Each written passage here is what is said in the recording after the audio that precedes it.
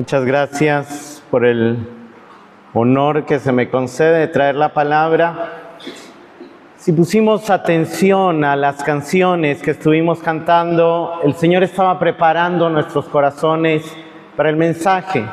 La primera canción que cantamos, Contempla a Dios. La última canción que cantamos, Considera aquel. Corramos la carrera con los ojos puestos en Jesús. En esta mañana quiero hablar, no diría un resumen, porque es muy difícil resumir un libro entero de la Biblia en una prédica.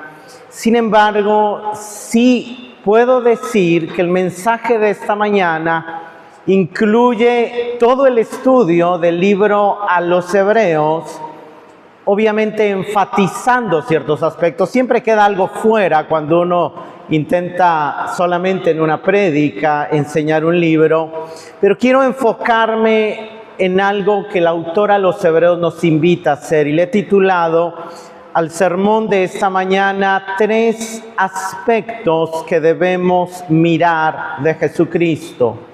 Me quiero basar en el capítulo 12 de la carta, en los versículos 1 y 2.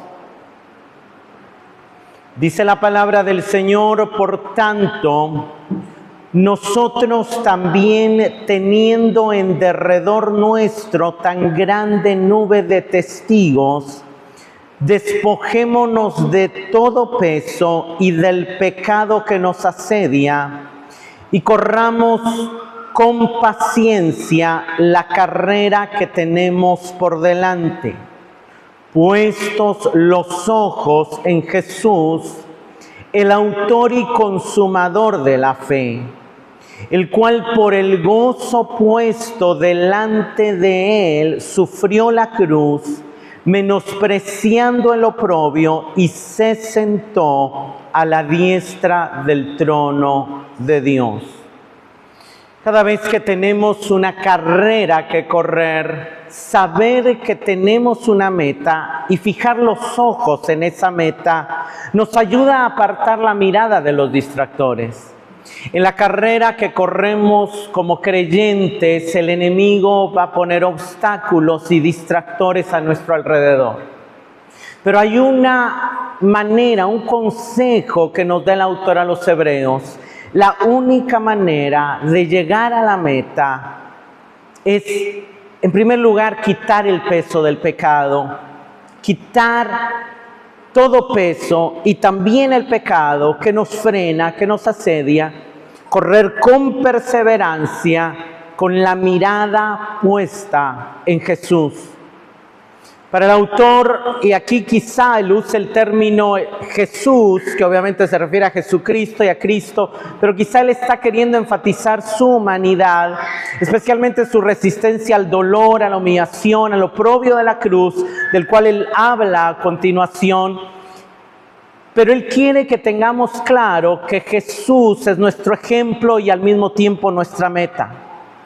Él dice que Jesús es el autor, del griego archegón, que también se puede traducir campeón, y de alguna manera lo que está diciendo es que Él es el que nos da la fe, pero Él es el que también asegura nuestra salvación por la fe, pero también es el consumador de la fe, en el término griego teleiotón, que es consumador, el que trae a algo su completa expresión.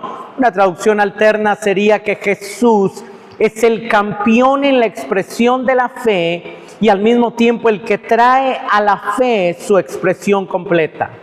Jesús es un ejemplo de fe y también es el que nutre nuestra fe y nos ayuda a llegar al final. Algo interesante que el autor ha venido hablando de una serie de hombres en el capítulo 11 que él le llama testigos, no necesariamente porque ellos nos estén viendo a nosotros, sino porque un testigo es alguien que da un testimonio. Y cada uno de ellos, Abraham, los patriarcas, Noé, Moisés, el pueblo de Israel, Josué, todos los que se mencionan en el capítulo 11 y muchos otros que no se mencionan en el capítulo 11 nos dan testimonio de que es posible vivir una vida perseverando en la fe. Nos dan testimonio de que es posible creer en Dios aún sin haber recibido las promesas. Nos dan testimonio de que es posible y fue posible para muchos de ellos morir bendiciendo a sus hijos, sabiendo que el plan que Dios tenía para el mundo en el cual ellos eran una pequeña pieza los superaba, pero ellos podían hablar bendición a las generaciones venideras. Ellos entendían que Dios estaba comprometido con su plan y siendo fiel a ellos perseveraron en la fe y nos dan testimonio y ejemplo de cómo debemos correr la carrera que se nos ha llamado a correr. Algo interesante también es que de esos ejemplos Él termina con el máximo ejemplo, nuestro Señor Jesucristo. Y Jesucristo también tuvo que caminar su vida, tuvo que correr su carrera con fe. Él también tenía los ojos puestos en el gozo delante de Él. El gozo de volver a ser glorificado con el Padre. El gozo. ¿Sabe? Una de las cosas que a Dios le causa gozo, según Lucas 15, es que un pecador se arrepienta.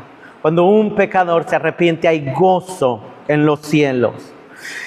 Cabe mencionar, y es importante nada más recordar, la audiencia a la que fue escrita la carta a los hebreos, porque muchos de nosotros tenemos mucho en común con esa audiencia. Fue escrita la carta por un autor desconocido a un grupo de creyentes que estaba viviendo en la ciudad de Roma en persecución, en sufrimientos, que estaban siendo influenciados por la cultura circundante y eso los había vuelto tardos para oír. Estaban enfrentando la tentación de volver atrás, el gran peligro de abandonar a Cristo. Y por eso el autor siente la necesidad de escribirles para exhortarles a cuidar su salvación. Y la principal exhortación de la carta es el perseverar en la fe. Ahora, la pregunta que estas personas, estos creyentes se hacían: ¿por qué si Cristo ya es Rey? ¿Por qué si ya se inauguró el nuevo pacto? ¿Por qué si ya el Mesías vino? La vida sigue siendo tan difícil. ¿Por qué seguimos teniendo tanto sufrimiento? ¿Por qué seguimos teniendo tantas pruebas? Y la respuesta que el autor nos da en la carta es que la vida es un viaje, que la vida del cristiano es una carrera que debemos correr perseverando en la fe y que la mejor manera de correrla es con la mirada puesta en Jesús. Obviamente la carta tiene mucho más contenido. Uno de los puntos de la carta es constantes comparaciones que el autor hace de la audiencia con el pueblo de Israel. El pueblo de Israel salió del desierto antes de encontrar descanso en la tierra de Canaán y los lectores y viajaban por el desierto. Los lectores, al igual que nosotros, estamos en un viaje en el cual ya salimos del mundo, pero todavía no hemos entrado a nuestro descanso celestial.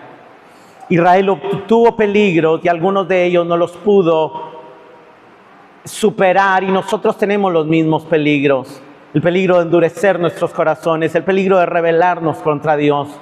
Y el autor nos muestra que tenemos mejores recursos que Israel para poder superar esos peligros y para poder pertenecer en la fe.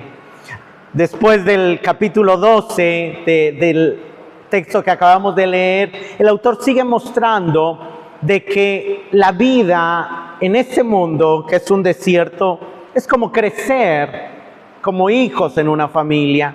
Y que Dios está usando las situaciones difíciles que vivimos a nuestro alrededor para educarnos y entrenarnos.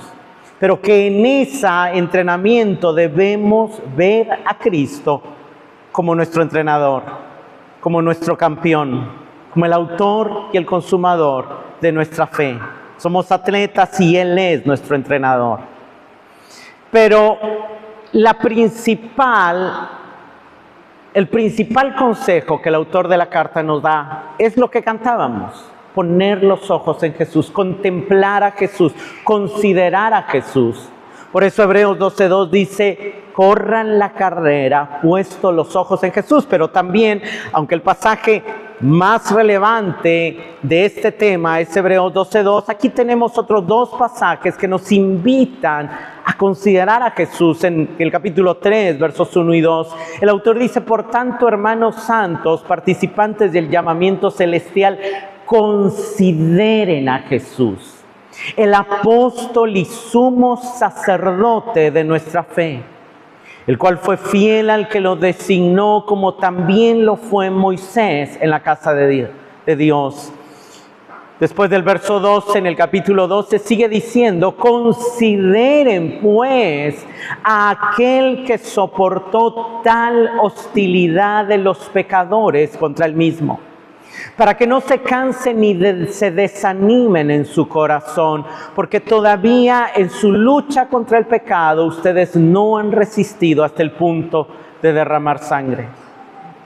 Hubo un teólogo en los 1700 que fue parte del gran despertar que se dio en Estados Unidos, Jonathan Edwards, muy conocido. John Piper habla mucho de él. Él escribió 70 resoluciones en su vida, y la resolución número 63 él escribió: resuelvo en todo tiempo y circunstancia, cuando sea capaz, mantener la mirada fija en la gloria de Dios y procurar adherirme a la visión que de Él tengo. Hermanos, yo les invito en esta mañana a hacer esa resolución de Jonathan Edwards, nuestra resolución. Que resolvamos en todo tiempo y circunstancia mantener la mirada fija en la gloria de Dios. ¿Y sabe qué dice 2 de Corintios 4:6? Que fuimos iluminados para ver la gloria de Dios en el rostro de Jesucristo. Por lo cual, mantener la mirada fija en la gloria de Dios es también mantener la mirada fija en el rostro de Jesucristo. Poner los ojos en Cristo es el principal consejo de viaje hacia la patria celestial que nos da el autor de la carta a los Hebreos. Hoy quiero dividir mi mensaje en 3 puntos, los cuales después van a seguir a 3 aplicaciones. Y hoy quiero enseñar 3 aspectos que el autor a los Hebreos nos dice que debemos de mirar de Cristo. El primero es que debemos de mirar a Cristo como profeta. El segundo es que debemos de mirar a Cristo como sumo sacerdote. Y el tercero es que debemos mirar a Cristo como Rey. Déjame empezar con el primero. Mira a Cristo como profeta. El primer mensaje que el autor a los Hebreos nos da es que Cristo es mayor que los profetas. Es que el tiempo cambió. Dice el inicio de la carta: Dios, habiendo hablado hace mucho tiempo, en muchas ocasiones y de muchas maneras a los padres por los profetas, en estos últimos días nos ha hablado por su Hijo. Si usted ve ahí, el su está en cursivas, y eso quiere decir que no está en el original. En el original griego dice: nos ha hablado por Hijo, nos ha hablado en Hijo. Está hablando un nuevo lenguaje. Ese lenguaje es el Hijo mismo, a quien constituyó heredero de todas las cosas, por medio de quien también hizo el universo. Lo que el autor quiere enseñarnos aquí es que Cristo es mayor que los profetas, es el principal mensajero, pero también es el mensaje mismo. Su vida es el cumplimiento profético de todo aquello de lo que hablaron los profetas, pero Él también tiene un mensaje que darnos. Él es la revelación viva de Dios por ser Él mismo la expresión de su palabra, la expresión exacta de su naturaleza.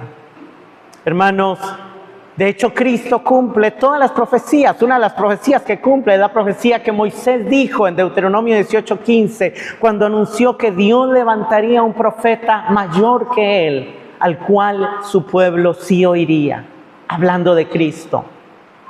De hecho, hace unos días predicó Tomás sobre cómo una de las prioridades de Jesús en el primer capítulo de Marcos fue predicar, el enseñar, el comunicar, el mensaje que Dios le había dado a comunicar fue la prioridad de Jesús en su ministerio. porque él entendía su papel como profeta y nosotros debemos aprender a ver a Jesús como profeta. En el capítulo 2 de Hebreos, voy a leer Hebreos 2, 11 y 12,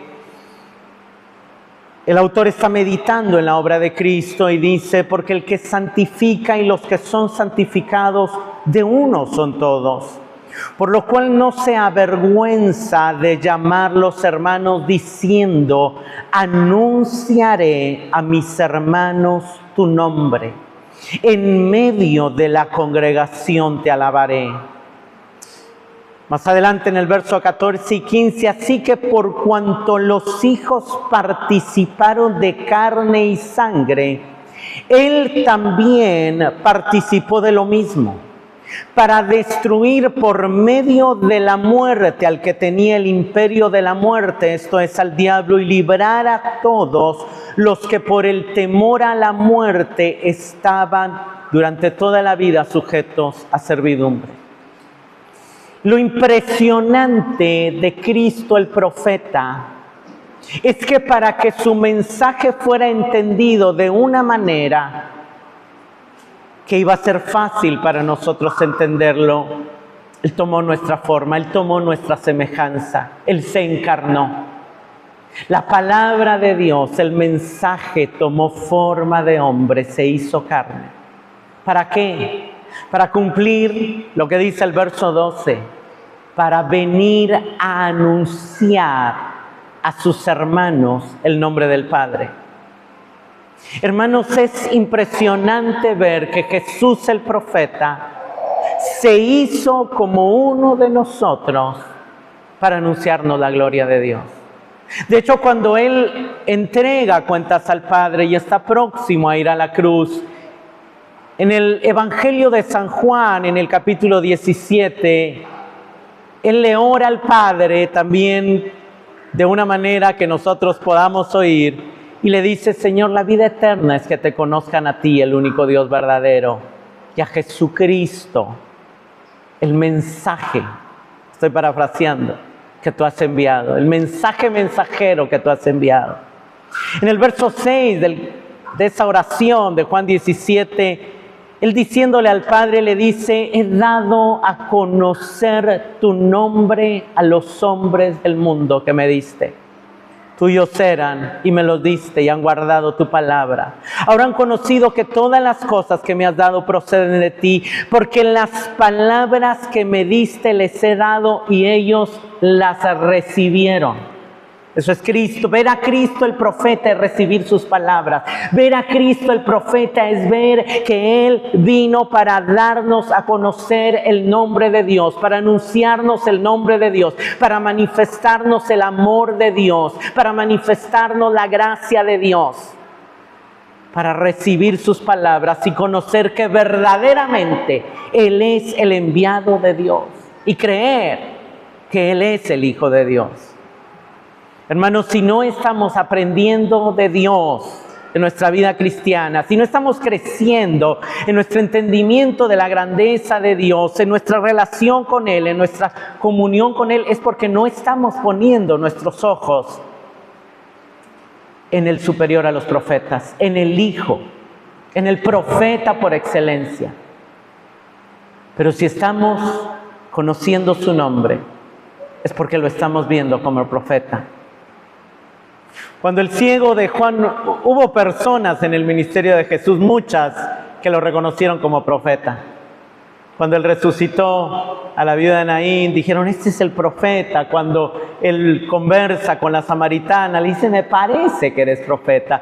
Pero uno de los casos quizá más relevantes es el ciego, cuya historia se relata en el capítulo 9 del Evangelio de San Juan. Llegan los fariseos y le preguntan a Jesús, ¿qué dices tú del que te abrió los ojos? Y Él dice, no puedo llegar a otra conclusión más que es profeta. Y más adelante sigue la conversación y más o menos le preguntan, ¿y por qué crees que es profeta? Y de alguna manera su respuesta es, simplemente porque yo era ciego y ahora veo. Una de las evidencias que has visto a Jesús como profeta es que sabes que antes eras ciego y ahora puedes ver lo que antes no podías ver. Ahora tienes la comprensión de lo que antes no podías comprender, porque tu entendimiento estaba entenebrecido. Pero cuando Jesús el profeta llega a tu vida, tus ojos se abren. También ver a Jesús como profeta es meditar en su encarnación. El autor a los Hebreos sigue hablando y va a hacer una transición entre la obra profética de Cristo hacia su obra sacerdotal. Y quiero leer Hebreos 5, del 7 al 10. Dice: y Cristo, en los días de su carne, ofreciendo ruegos y súplicas con gran clamor y lágrimas, al que le podía librar de la muerte, fue oído a causa de su temor reverente. Y aunque era hijo, por lo que padeció, aprendió la obediencia. Y habiendo sido perfeccionado, vino a ser autor de eterna salvación para todos los que le obedecen. Y fue declarado por Dios sumo sacerdote según el orden de Melquisedec.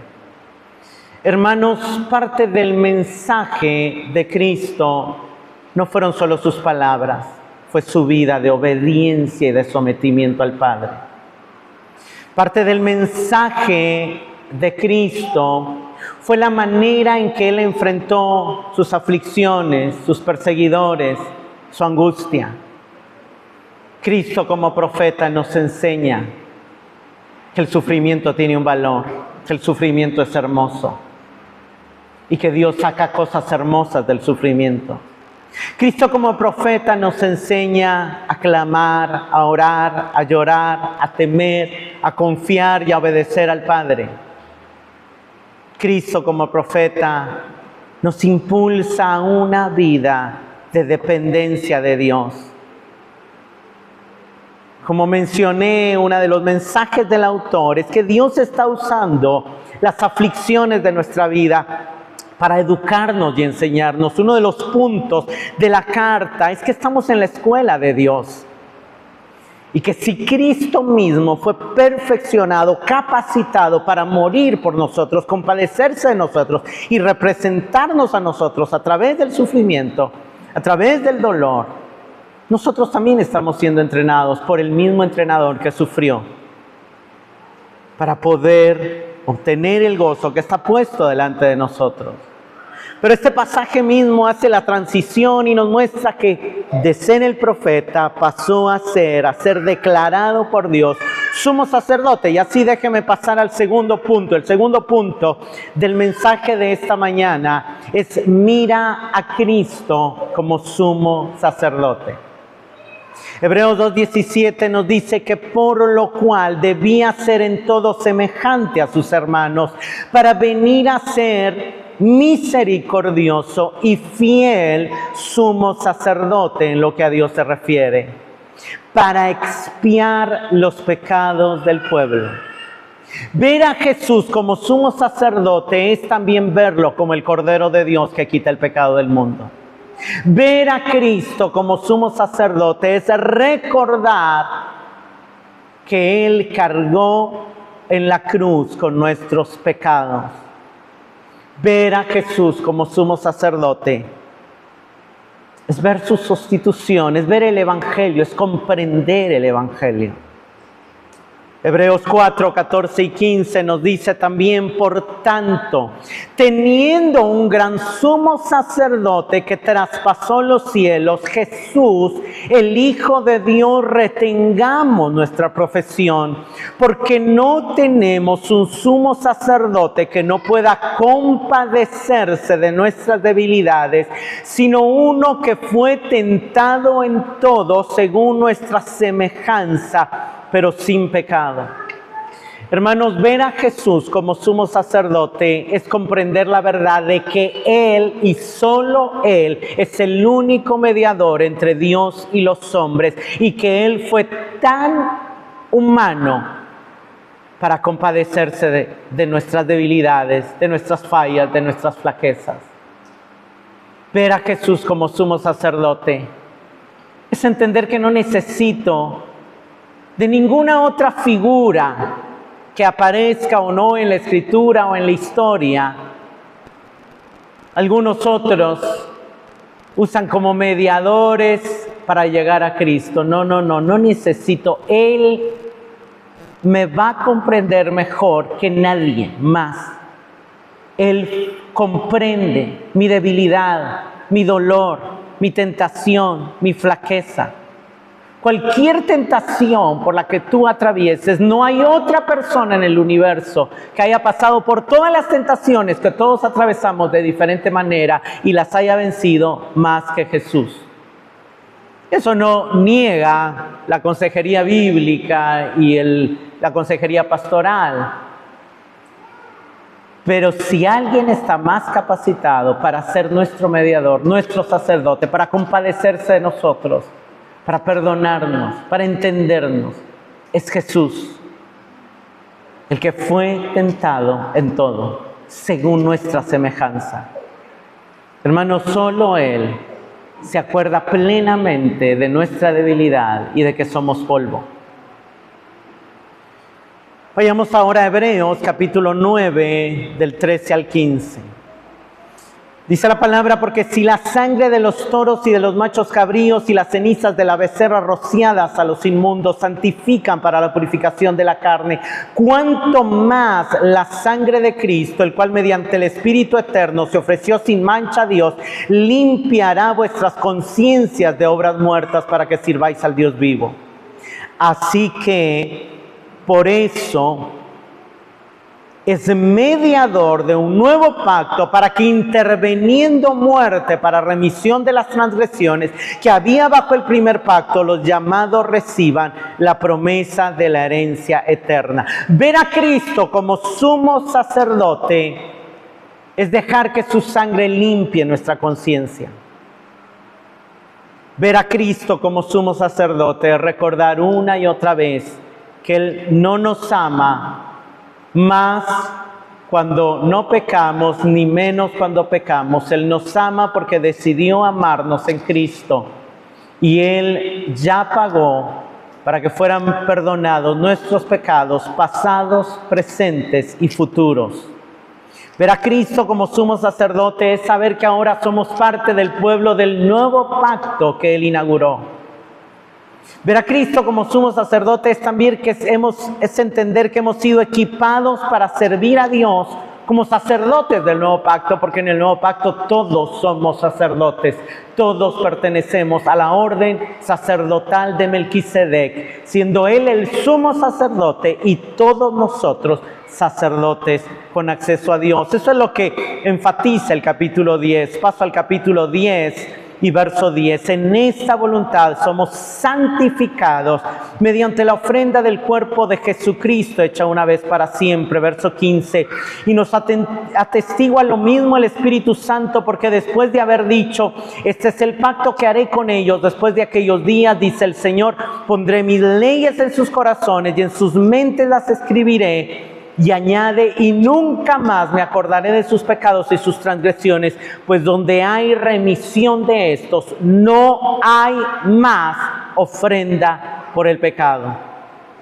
Hermanos, ver a Cristo como sumo sacerdote es disfrutar y vivir del Evangelio de la Gracia, donde no necesitamos hacer penitencias después de que pecamos, donde no necesitamos hacer obras para comprar nuestra salvación, donde no necesitamos hacer nada para ser perdonados, porque donde hay remisión de pecados ya no se necesita más ofrenda por el pecado.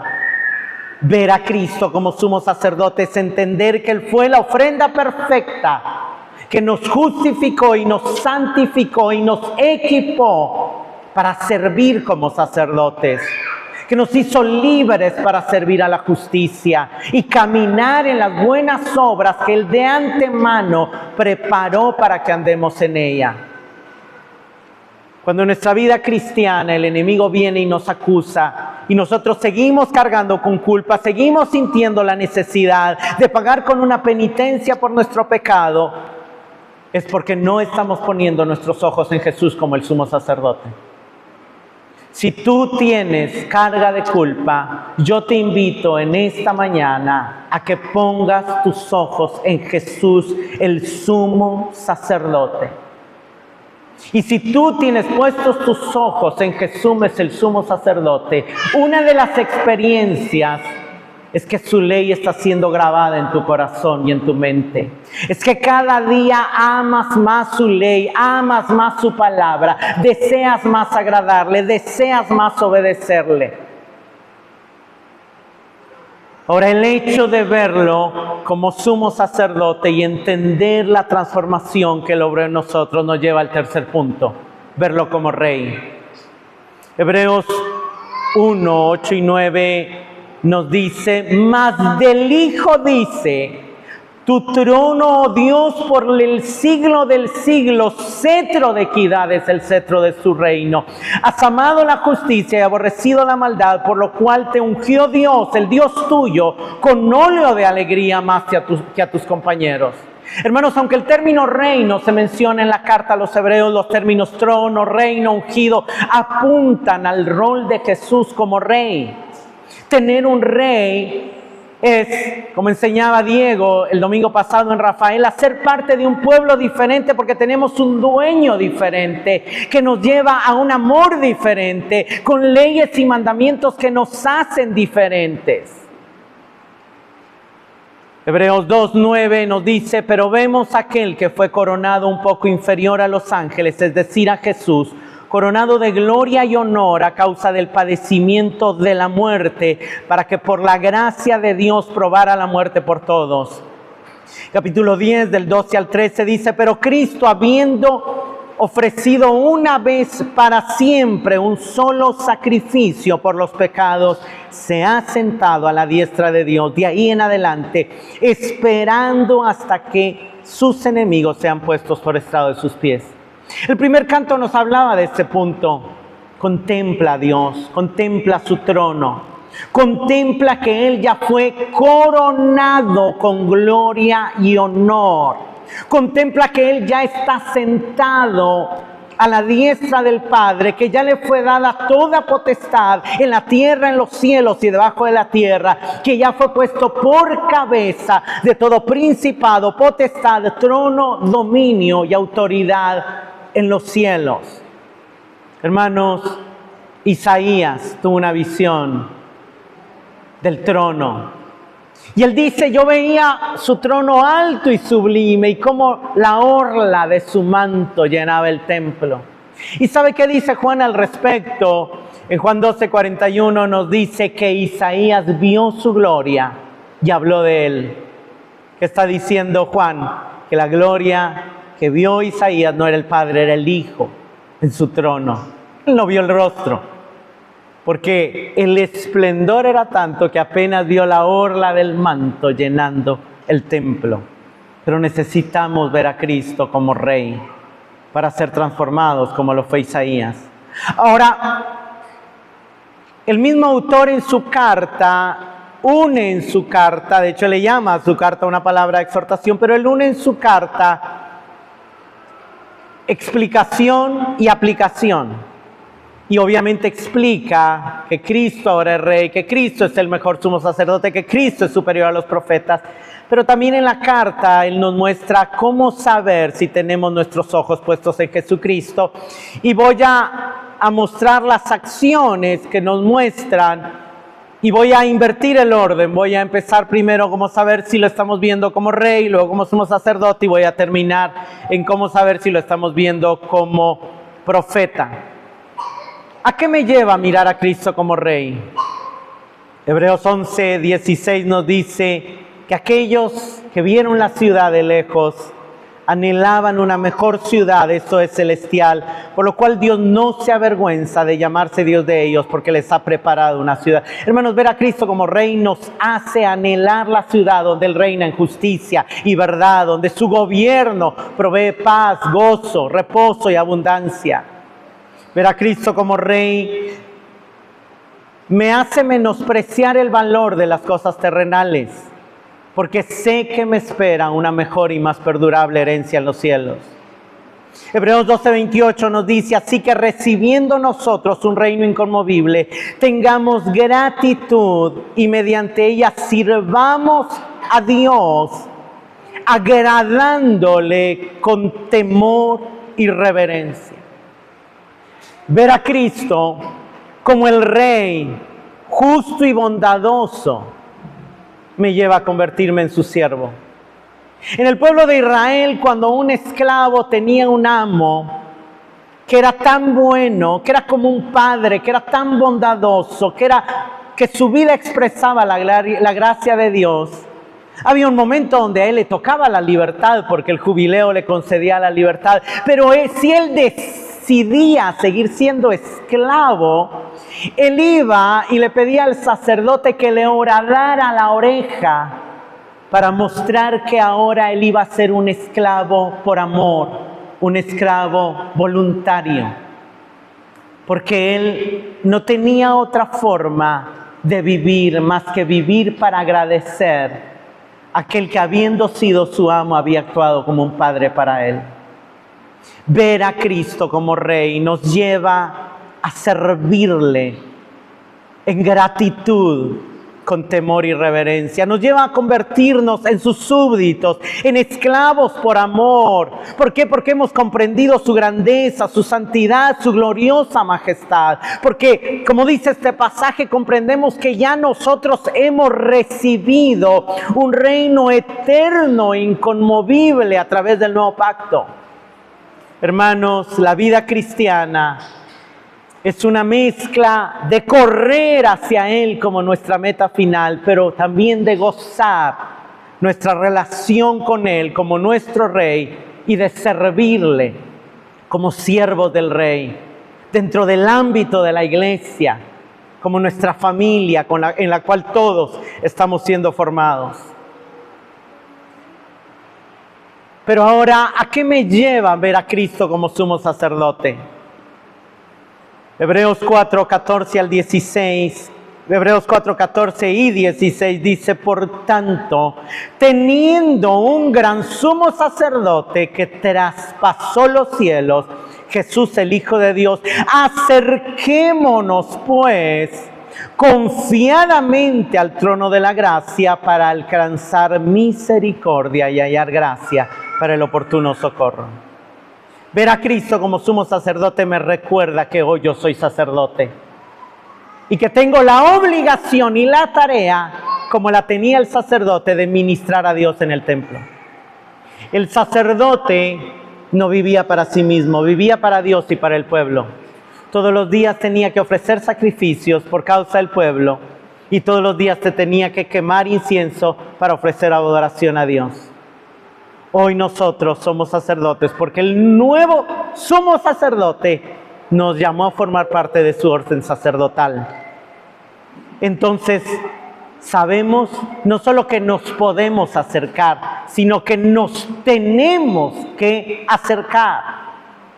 El capítulo 10 dice lo mismo, así que hermanos, teniendo libertad para entrar en el lugar santísimo por la sangre de Jesucristo, por el camino nuevo y vivo que Él nos abrió a través del velo, esto es de su carne, y teniendo un gran sacerdote sobre la casa de Dios, acerquémonos con corazón sincero, en plena certidumbre de fe, purificados los corazones de mala conciencia y lavados los cuerpos con agua pura. Mantengámonos firmes sin fluctuar la profesión de nuestra esperanza, porque fiel es el que prometió, y considerémonos unos a otros para estimularnos al amor y a las buenas obras, no dejando de congregarnos como algunos tienen por costumbre, sino exhortándonos, y tanto más cuanto veis que aquel día se acerca. En ambos pasajes, Hebreos 4 y Hebreos 10, ante el entendimiento de la obra sumo sacerdotal de Cristo, y luego de mencionar que Él es el gran sumo sacerdote, la respuesta esperada es: acerquémonos. Acerquémonos. El capítulo 4 es una introducción para el tema que va a tratar. El capítulo 10, por haber ya desarrollado muchos puntos, se expande y toca algunos puntos importantes. Una de las tareas que el sacerdote tenía que hacer antes de entrar, principalmente el sumo sacerdote, antes de entrar en el lugar santísimo, es que se tenía que despojar de un vestuario que lo hacía parecer como rey ante el pueblo y se tenía que vestir con una túnica más sencilla, de manera más humilde, como un siervo ante Dios.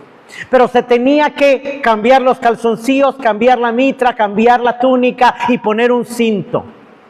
Y de alguna manera, esa es una imagen de lo que el autor está diciendo aquí.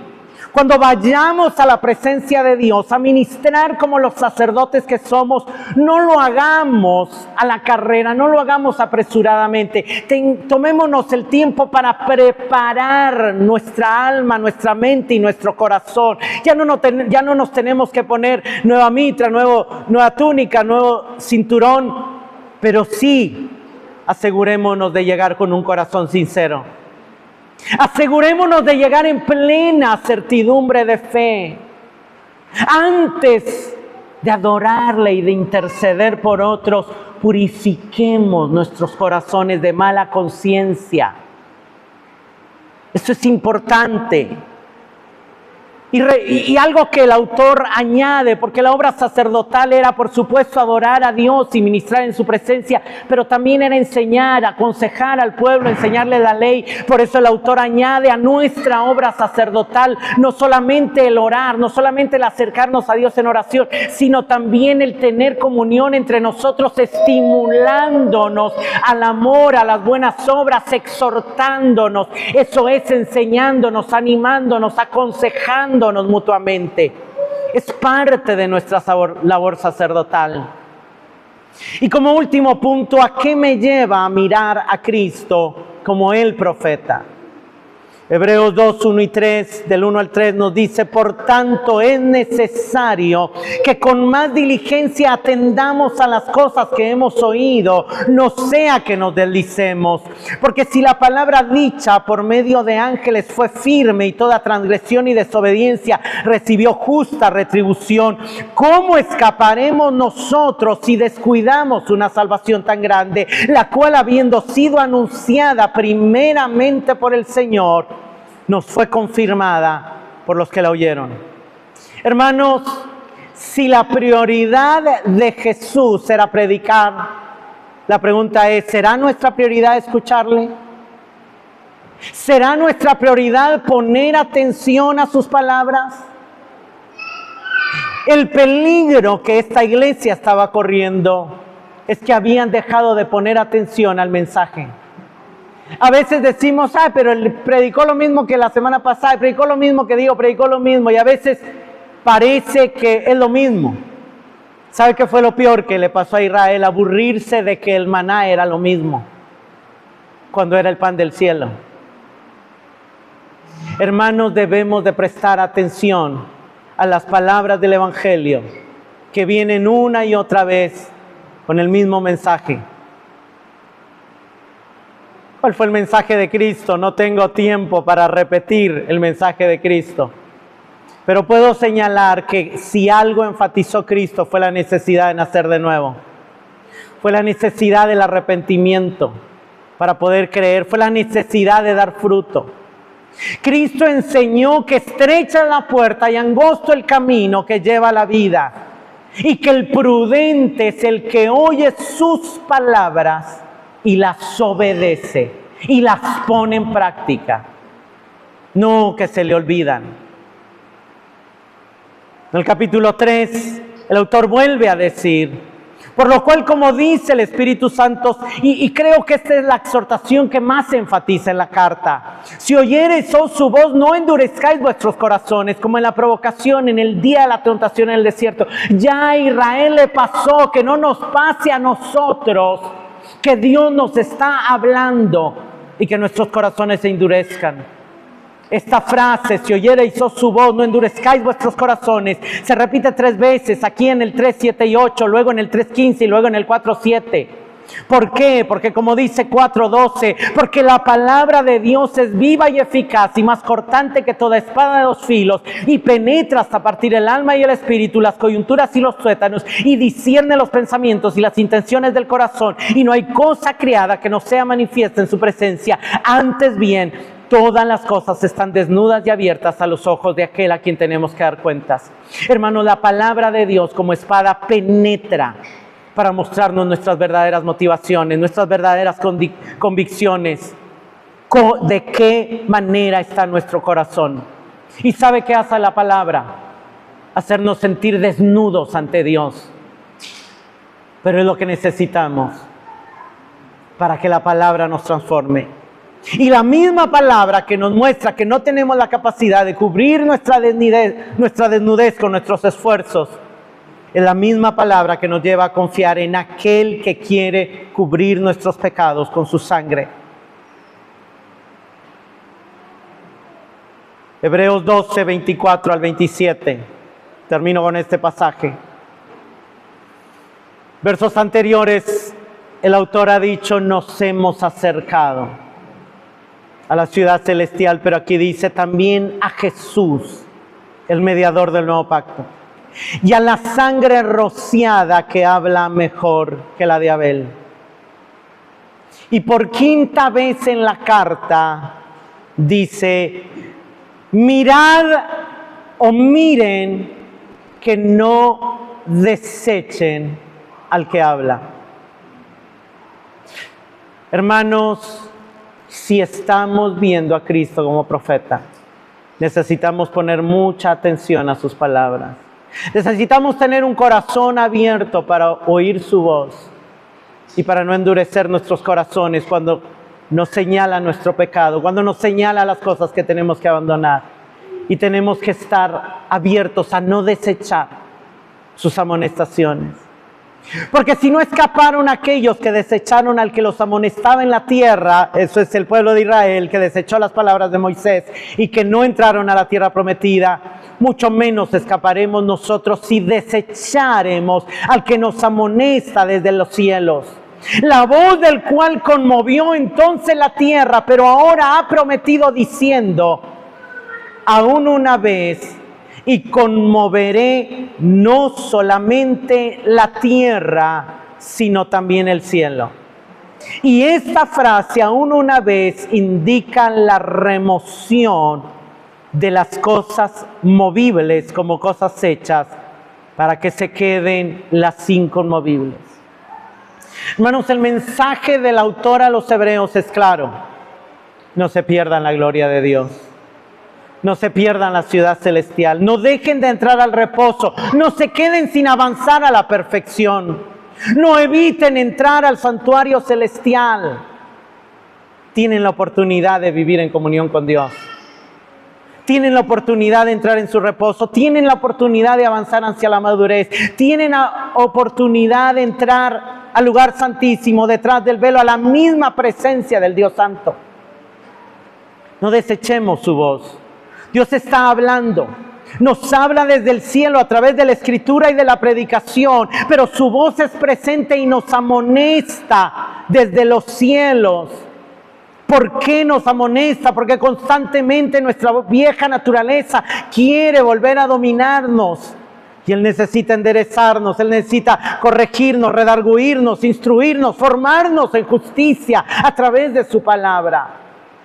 Esa palabra conmovió un día el Sinaí, pero ha prometido que volverá a conmover todo.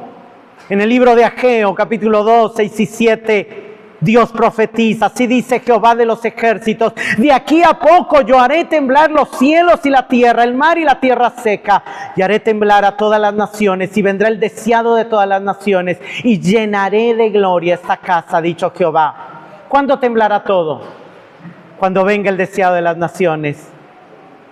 Cristo en su segunda venida, en gran poder y gloria, hará temblar el universo creado. ¿Con qué propósito? Para remover, dice, las cosas movibles, todo lo movible, todo lo tangible, todo lo temporal, todo lo pasajero, todo lo vano. Todo lo que aprendíamos la semana pasada que no tiene valor eterno. ¿Por qué? Porque Él va a establecer las cosas inconmovibles, lo eterno, lo celestial, lo divino, lo perteneciente a su reino. Hermanos, ¿qué es lo movible que Él va a venir a quitar? Los cielos y la tierra que pasarán, los reinos, los imperios, los poderes, los tronos, las construcciones, las riquezas y toda la vanidad humana. Todo aquello en lo que te enfocas cuando tus ojos no están puestos en Jesús será quitado. Pero ¿qué es lo inconmovible que quedará?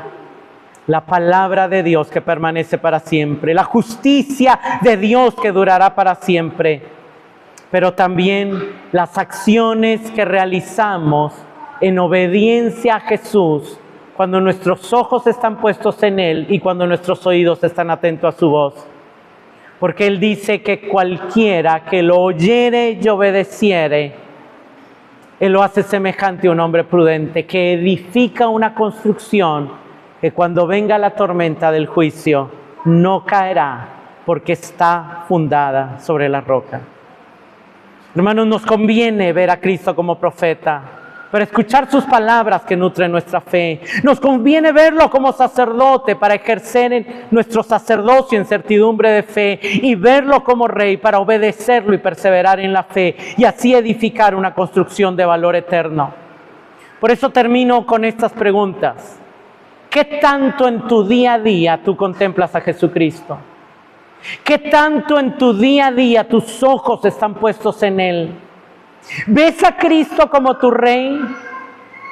Y verlo como Rey te hace clamar, venga tu reino, y te mueve a buscar su voluntad y a obedecerlo, porque cuando lo vemos como Rey, Él manda. ¿Ves a Cristo como el sumo sacerdote que te hizo parte de su orden sacerdotal y que te capacitó para entrar en la presencia de Dios? Y te dedicas a ofrecer sacrificios espirituales de adoración, fruto de labios que confiesan su nombre, y de intercesión y ayuda mutua y amor a otros, los cuales también son sacrificios que agradan a Dios. Porque cuando lo vemos como su sumo sacerdote, estamos unidos a Él en adoración al Padre y en amor a los demás, para glorificar a Dios. Y como última pregunta, ¿ves a Cristo como el máximo y principal profeta y amas poner atención a su palabra para que penetre tu ser como espada? ¿Eres de los que habla Isaías, los que tiemblan ante su palabra? Porque cuando lo vemos como profeta, temblamos ante su palabra. Él tiene la última palabra y su voz es lo único que quiero oír y obedecer. Acompáñenme de pie para pedirle al Señor que nos ayude en esta mañana. Señor, en primer lugar te pedimos perdón por todas las ocasiones que hemos apartado nuestros ojos de ti. Te pedimos perdón, Señor, porque constantemente miramos los distractores, las tormentas, las situaciones difíciles. Pero hoy te suplicamos que conforme a tu gracia y a tu gran misericordia, nos ayudes a vivir la vida cristiana contemplándote, considerándote, con los ojos puestos en ti. Señor, que cada día podamos verte como el Rey y someternos a tu gobierno. Que cada día podamos verte como sumo sacerdote y servirte como sacerdotes. Y que podamos verte también día a día, instante a instante como profeta, para poner mucha atención a tus palabras y obedecerlas. Te lo pedimos, Señor, por el nombre de tu Hijo, nuestro Señor Jesucristo, en la comunión del Espíritu. Amén.